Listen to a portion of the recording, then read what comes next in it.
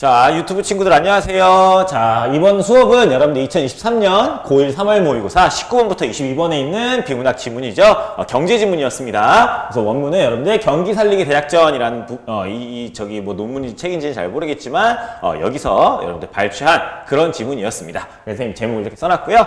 여러분들 일단 이 수업은 여러분들이 이제 앞으로 수능이나 모의고사 대비용으로 이제 듣기에는 적절하지 않을 수도 있어요. 선생님은 이 내용을 이제 수업을 촬영을 할 때 내신에서 만약에 이 지문이 나오면 이렇게 학습하시라는 취지에서 여러분들 내용을 이해할 수 있도록 수업을 진행을 했습니다. 여러분들 독해력을 위해서 그러니까 앞으로 처음 보는 글을 읽을 때 이렇게 읽어야 된다가 아니라 여기 있는 글의 내용이 어떤 내용이었느냐를 선생님 리뷰하기 위해서 촬영을 합니다. 그래서 일단 여러분들 상황에 맞게 이제 들어주시길 바라겠습니다.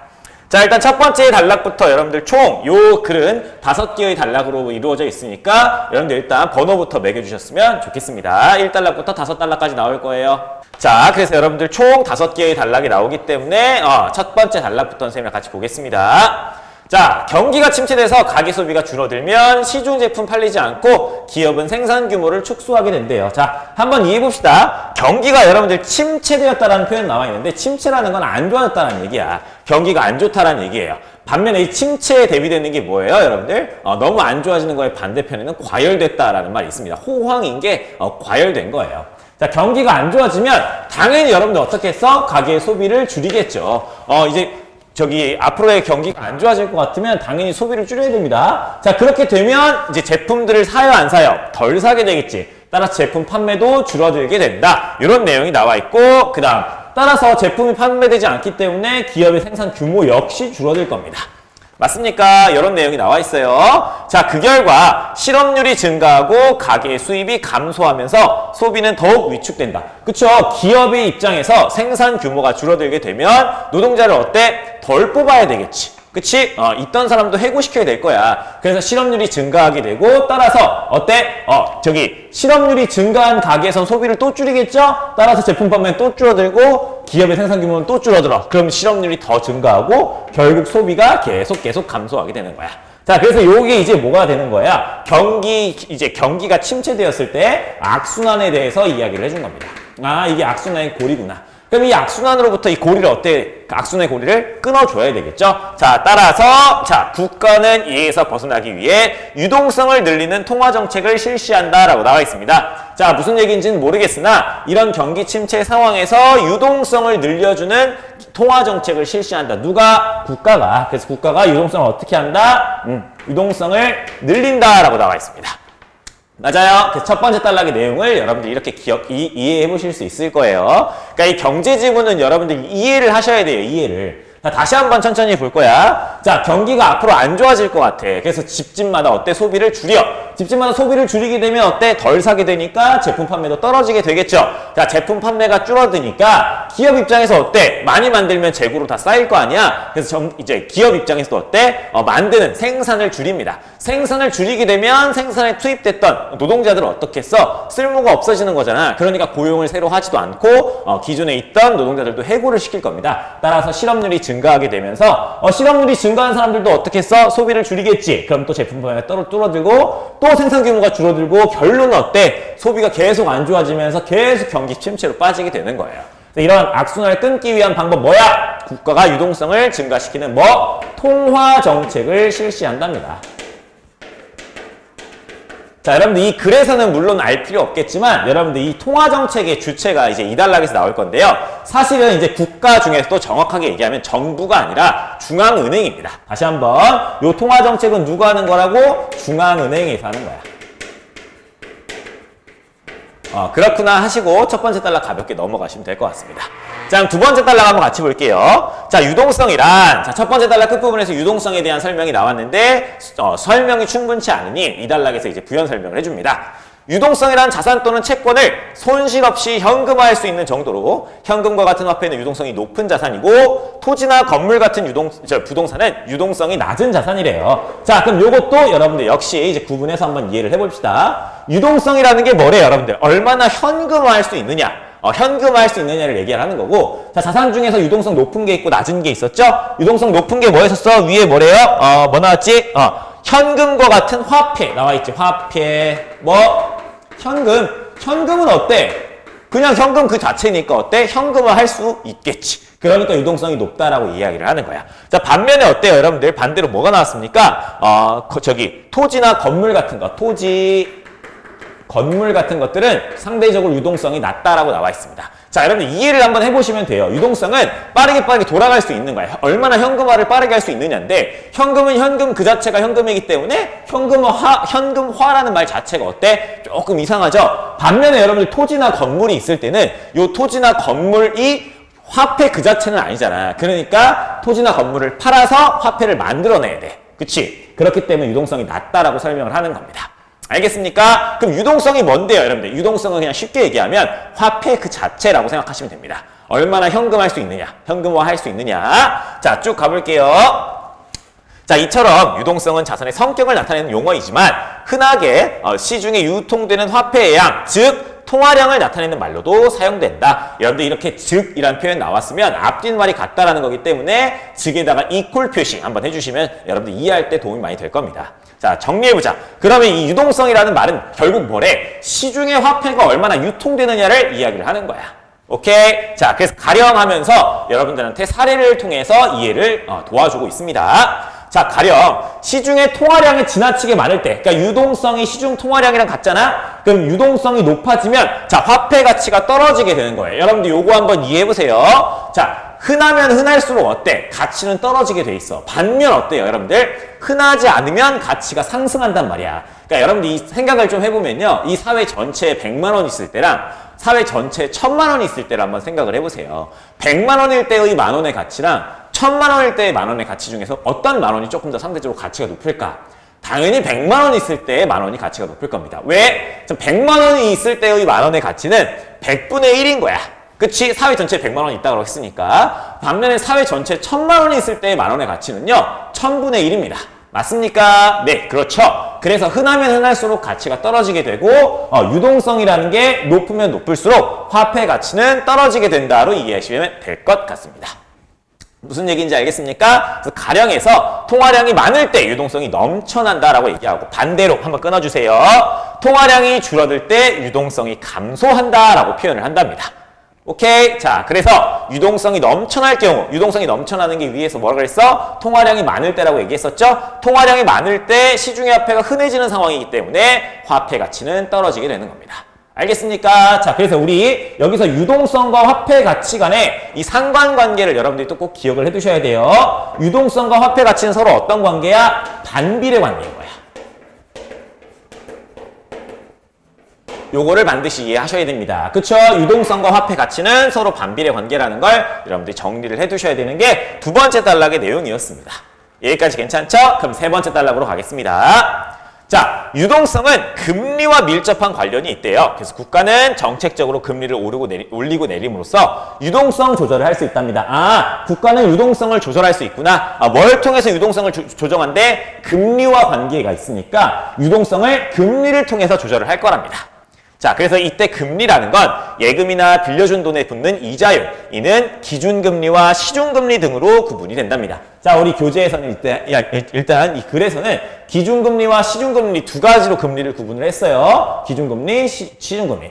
금리라는 건 이자율이야. 자, 여러분들 생각을 한번 해보자. 이자라는 건 내가 돈을 맡겼을 때 추가로 받는 금액이기도 하고 또 내가 돈을 빌렸을 때 상대방에게 줘야 되는 이자이기도 해. 이 두 가지를 함께 생각을 해보셔야 여러분들 이해가 될 겁니다. 자, 다시 한번 쭉 글로 한번 가볼게요. 자, 세 번째 단락입니다. 자, 기준금리는 국가가 정책적인 차원에서 결정하는 금리. 아, 정리. 기준금리라는 건 누가 결정하는 거야? 요거는 국가가 결정하는 거야. 국가가 결정하는 거야. 그치? 자, 국가가 결정을 하는데 한 나라의 금융 및 통화정책의 주체인 중앙은행에 의해서 결정이 된대요. 아, 국가 중에서 구체적으로 누구? 중앙은행. 됐어요? 자, 따라서 금리를 건드리는 거는 중앙은행이고 금리를 통해서 유동성을 조절하는 건 누가 하는 거야? 국가 중에서 누구? 중앙은행이 한다. 이렇게 이해를 하시면 될 것 같습니다. 자, 반면에서 한번 끊어줄게요. 그 다음 시중금리란 기준금리 영향을 받아서 그럼 이 기준금리가 시중금리한테 영향을 주는구나. 이렇게 이해를 하시면 되겠죠. 자, 이 시중금리는 기준금리 영향을 받아 중앙은행 이외의 시중은행이 세우는 표준적인 금리. 아, 그럼 이거 누가 세우는 거야? 얘는 시장에서 세우는 거겠지, 시장. 그래서 이 시장이라는 건 시중은행 얘기하는 거야, 구체적으로. 시장 중에서 시중은행이 결정을 한다. 이렇게 이해를 하시면 될 것 같고요. 자, 그 다음 가계나 기업의 금융거래에 영향을 미친다. 자, 그럼 정리를 한번 해보면 이 기준금리라는 건 국가에 있는 중앙은행이 결정을 하는 거야. 그럼 이 국가의 중앙은행에 의해서 결정된 기준금리에 의해서 이 시중금리는 영향을 받게 되고 시중금리는 시장과 시중은행이 정하는 걸 했었죠. 자, 그럼 이 시중은행과 거래를 하는 이게 시중은행이라는 게 뭐냐면 중앙은행은 여러분들 이해하기 쉽게 사례를 들어보면요. 중앙은행은 한국은행입니다. 뱅크 오브 코리아 알죠? 여러분들 뱅크 오브 코리아 한국은행이야. 여러분들 혹시 한국은행 계좌 있습니까? 한국은행 계좌 있는 사람 미친 사람이에요, 여러분들. 요 한국은행은 은행들의 은행이기 때문에 개인이나 기업이 직접 거래를 할 수가 없어요. 자, 그럼 이 한국은행과 거래하는 그런 은행이 어디냐? 이런 시중은행들이 되는 겁니다. 시중은행 대표로 누가 있어? 뭐 우리은행이라든지 뭐 KB국민은행이라든지 아니면 뭐 기업은행이라든지 이런 것들이 있습니다. 알겠습니까? 우리은행, KB국민은행 이런 것들은 어때? 나 상대적으로 익숙하지? 여러분들 이제 뭐가 있을 수도 있어? 여기에 계좌가 있을 수도 있어. 그러니까 이 시중금리가 여러분들 가게나 혹은 이 기업에 직접적으로 영향을 주는 금리가 되는 겁니다. 여기까지 됐어요? 자, 요것도 사실 어렵죠. 그래서 여러분 뒤에서 가령을 통해서 여러분들한테 이해를 또 붙여줄 거예요. 자, 가령 시중금리가 내려가면 예금을 통한 이자 수익과 대출에 따른 이자 부담이 줄어 가계나 기업에서는 예금을 인출하거나 대출받으려는 경향성이 일어난다. 여러분들 굉장히 중요한 거예요. 요거 꼭 이해하셔야 됩니다. 자, 한번 사례를 선생님 들어볼게. 자, 사례가 어떻게 될 거냐면 자, 여기다가 선생님이 한번 써볼게요. 자, 예를 들어서 자, 3%의 금리였어. 3%의 금리였어. 자, 내가 100만 원을 내가 예금으로 맡겼습니다. 그러면 1년에 3%라는 거니까 이 100만 원에 대한 3%는 얼마가 되는 거야? 3만 원이 되는 거예요, 여러분들. 내가 100만 원을 맡겼을 때 3만 원을 받을 수가 있습니다. 3만 원. 은행으로부터 3만 원. 1년 후에 3만 원 받는 거야. 이게 기준이라고 생각해. 자, 근데 5%가 되었습니다. 금리가. 5%가 되었을 때는 내가 똑같이 100만 원을 맡긴다고 했을 때 얼마를 받을 수 있는 거야? 5만 원을 받을 수가 있는 거야. 오, 개꿀. 그치? 자, 근데 시간이 지나서 7%가 됐다고 한번 가정을 해볼게요. 자, 7%가 됐다라면 똑같은 100만 원이 1년 후에 얼마를 주는 거야? 7만 원을 만들어주는 거야. 오, 그쵸? 자, 그럼 여러분 생각을 해보자. 요건 내가 맡겼을 때 이야기야. 맡겼을 때. 야, 5%의 금리로 5만 원 받다가 자, 내가 7%를 받을 수 있대. 그럼 어때? 신난다 하면서 돈을 더 맡기겠지. 그치? 돈이 있다면 더 맡기겠죠. 반면 5%를 받다가 3%로 줄어들었어. 그럼 어때? 돈 맡길 맛이 안 나겠죠. 그러니까 어때? 상대적으로 예금을 빼고 싶은 생각도 들게 되는 겁니다. 알겠어요? 여기까지가 여러분들이 돈을 맡겼을 때 이야기고 반대로 여러분들 대출했을 때를 한번 생각을 해봅시다. 대출했다라는 건 자, 3%, 5%, 7%를 내가 받는 게 아니라 오히려 은행에 내야 되는 거야. 한번 생각을 해보자. 5%로 내가 돈을 빌렸어. 그럼 내가 1년에 5만 원씩만 내면 되는 거야. 그치? 자, 그런데 금리가 줄어들어서 3만 원으로 줄어들었어요. 그럼 1년에 3만 원이니까 부담이 좀 덜 하네. 그러니까 돈을 더 빌리고 싶은 마음이 생기겠지. 자, 반면에 5%에서 7%로 넘어갔어요. 그러니까 올라갔어, 금리가. 금리가 올라간 경우에는 내가 기존에 이자를 1년에 5만 원 내면 되는데 이게 7만 원씩 내는 걸로 바뀐 거야. 그럼 어때? 이자 부담이 상승하겠죠? 따라서 돈을 최대한 덜 빌리기 위해서 빨리빨리 갚기 위해서 노력을 할 겁니다. 무슨 얘기인지 알겠습니까? 여기까지 여러분들 내용을 이해를 해주셔야 돼요.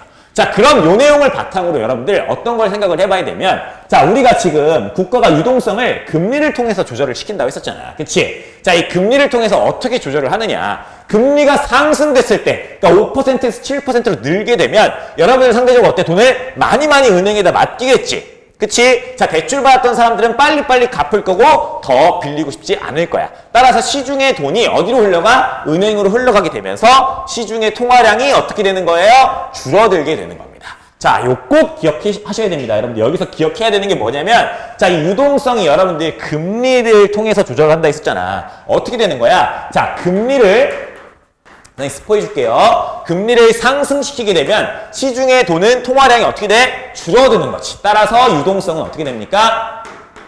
떨어지게 됩니다. 오케이? 요 내용을 여러분들이 기억을 하셔야 돼요. 자, 반면 유동성이 떨어질 때 여기 한번 볼 거야. 자, 금리 반대로 썼네요, 선생님이. 자, 미안. 요렇게 바꿔볼게요, 선생님이. 유동성이 떨어질 때, 그리고 높아질 때. 왜 떨어지고 높아지는지를 설명하기 위해서 금리부터 설명을 하는 거예요. 자, 금리가 떨어지게 된다면 여러분들 은행에 맡길 맛이 나요, 안 나요? 안 나지. 그러니까 빨리 찾아오고 싶어. 그치? 자, 그 다음 돈을 빌리는 사람 입장에서 금리가 떨어지니까 대출이자가 덜하네, 부담이 좀 덜하네 하면서 더 많이 빌려오고 싶을 거예요. 따라서 시중의 화폐 유동성이 어때? 높아지게 되는 겁니다. 여기까지 됐습니까? 여기가 3단락과 4단락의 핵심 내용이에요. 자, 그럼 여러분들 요걸 기억해. 금리가 상승할 때 유동성이 어떻게 되는 거야? 금리가 상승할 때 유동성은 떨어지게 되는 거예요. 알겠습니까? 시중에 도는 화폐량이 줄어드는 거야. 화폐량이 줄어드니까 화폐가 어때? 흔한 게 아니라 어떻게 되는 거야? 귀한 게 되는 거지. 유동성과 화폐 가치의 반비례 관계도 여기서 설명이 되는 겁니다. 자, 여러분들 요거까지 선생님 추가로 설명해 드릴게요. 요거 한번 외워보세요. 요 화폐 가치라는 게 곧 뭐랑 같은 거냐면 금리랑 같은 겁니다. 금리. 이게 말이 돼요, 선생님?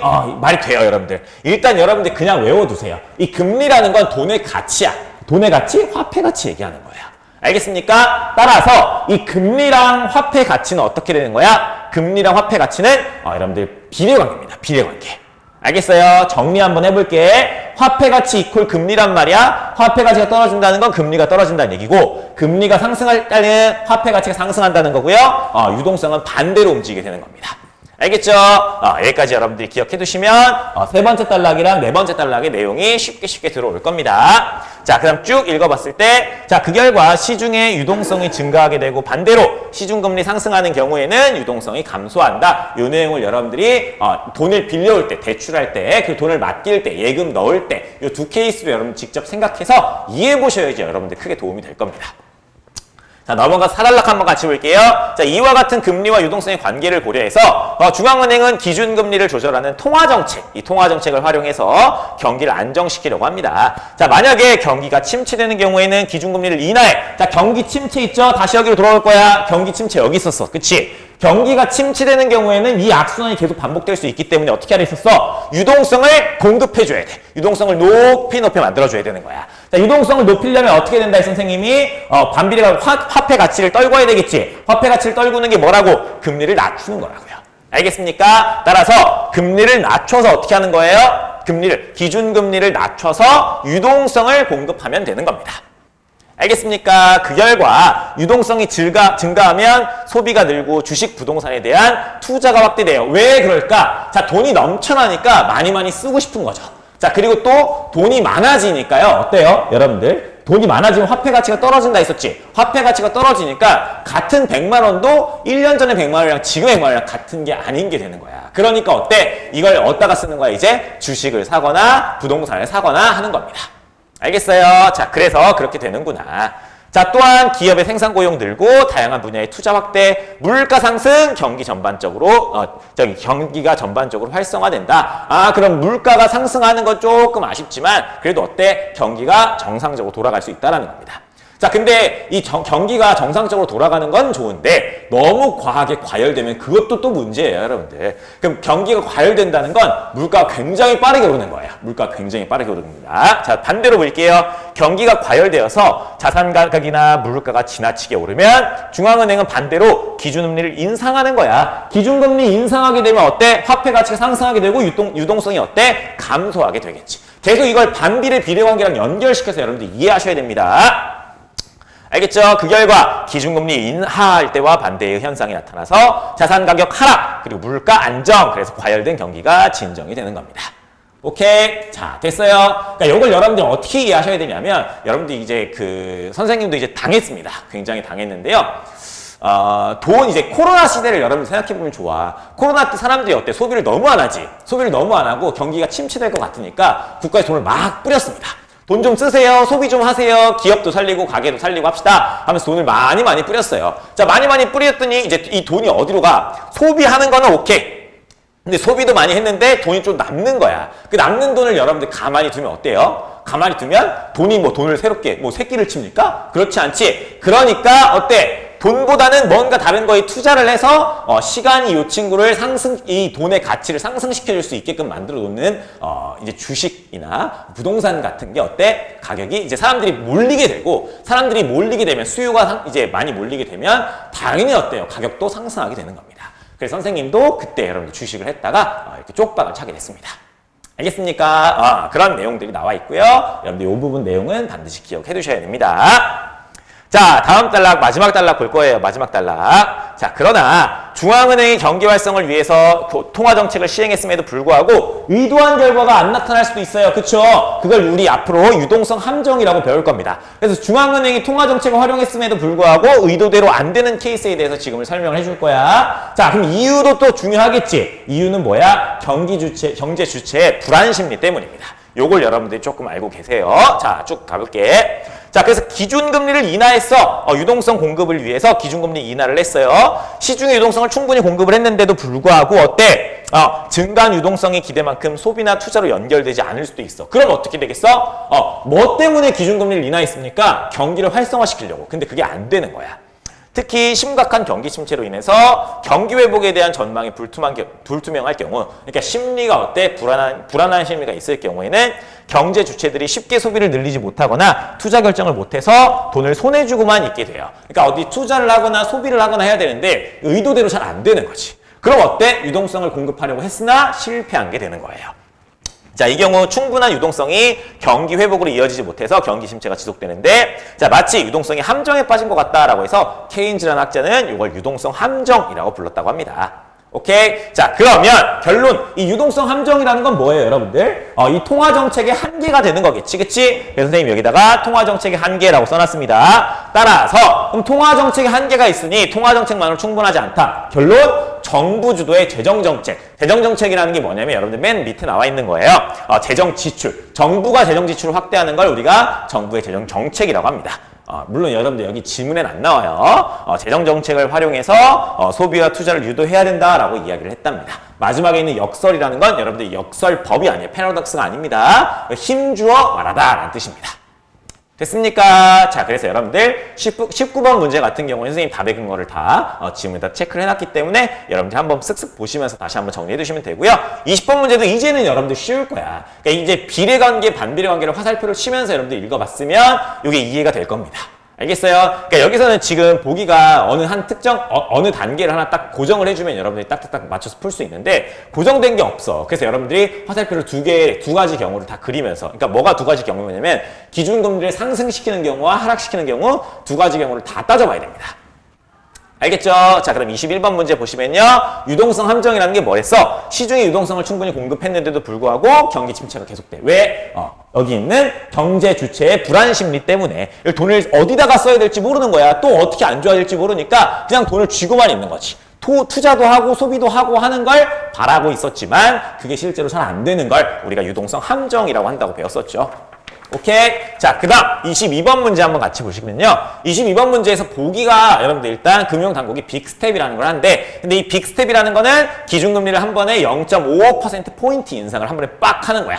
그래서 여기 여러분들 뭐 큰지 작은지 모르죠, 여러분들은. 근데 여기서 보기에서 좋습니다. 금리를 큰 폭으로 인상한 것은 과도하게 증가한 유동성으로 인해 물가가 지나치게 상승, 부동산 주식 등의 자산 가격이 폭등했기 때문에, 자, 결론. 그래서 기준금리를 어떻게 하는 거야? 인상을 해서 유동성을 어떻게 해야 돼요? 유동성을 줄이는 겁니다. 유동성을 줄여서 물가를 안정화시키고, 그리고 부동산이나 주식 같은 자산 가격을 떨어뜨리기 위해서 하는 겁니다. 그러니까 이 목적을 잘 알아야 돼요, 목적을. 자, 그래서 1번 보시면 투자자 입장에서 앞으로 부동산 가격을 지금 정부가 어떻게 하려고 하는 거야? 여기 위에 나와 있잖아. 부동산이나 주식 등의 자산 가격이 폭등했기 때문에 이걸 낮추기 위해서 지금 빅스텝을 한 거죠. 따라서 부동산 투자를 조금 밀어줘야 되겠지. 오케이. 자, 그 다음 두 번째. 자, 소비자 입장에서 위축된 소비 심리가 회복되어 지금보다 물가가 오를 수 있으니, 아니죠. 여러분들 정부 입장에선 물가가 과도하게 올랐기 때문에 이걸 낮추기 위해서 빅스텝을 하는 겁니다. 따라서 어때? 자동차 구매 시기를 앞당기기보다는 다음에 살까로 미루게 되겠죠. 오케이? 앞으로는 어떻게 돼? 앞으로는 부동산이나 주식 같은 자산 가격이 어때? 떨어지고 또 물가가 상승한 걸 떨굴 거니까 자동차 가격도 어때? 조금 싸질 수도 있겠지. 오케이. 그래서 여러분들 소비자가 틀렸다라는 거, 2번이 정답이라는 걸 체크를 해주시면 되겠습니다. 자, 세 번째 기업인 볼게요. 자, 대출 통해서 자금 확보하는 게 부담스러워지죠. 왜? 금리가 상승했으니까. 자, 그래서 공장 확장하려던 계획은 보류를 해야 되겠죠. 자, 네 번째 당분간 우리 공장에 생산한 부품에 대한 수요가 줄 수 있겠지. 왜? 사람들이 소비를 너무 많이 하니 소비를 줄이기 위해서 지금 빅스텝을 한 거잖아. 그래서 수요가 줄 수 있으니 재고가 늘어날 것을 대비를 해야 되겠죠. 5번 보시면 시중은행에 저축하려는 사람이 늘어날 수 있습니다. 왜? 금리가 상승하기 때문에 사람들이 이자율이 더 높아지면 더 많이 돈을 맡기겠죠. 따라서 다양한 상품 개발해서 고객 유치하겠다라고 생각할 수 있을 겁니다. 알겠습니까? 여기까지의 내용으로 여러분들 2023년 고1 3월 모의고사 19번부터 22번에 있는 경제 살리기 대학전 지문 설명 마무리하도록 하겠습니다.